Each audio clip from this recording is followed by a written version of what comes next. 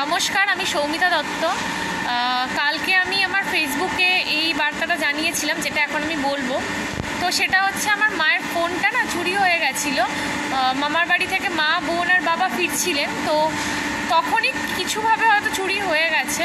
তো ফোনটার জন্য আমরা সব জায়গায়, মানে খড়দা থানাতে তো প্রথমে জিডি করা হয়েছে, তারপর নাম্বার তো ব্লক করা হয়েছে, ওরা অনলাইনেও আপলোড করেছি।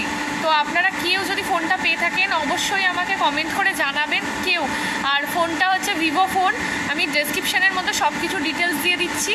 আর ফোনটার পিছনে না একটা ব্ল্যাক কালারের কভার দেওয়া ছিল,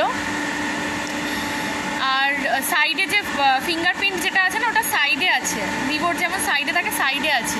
আর মডেলটা হচ্ছে V12G হচ্ছে মডেল ছিল। তো কেউ যদি কোনো সন্ধান পান অবশ্যই জানাবেন, খুব খুব খুব প্রবলেম হচ্ছে ফোনটা ছাড়া।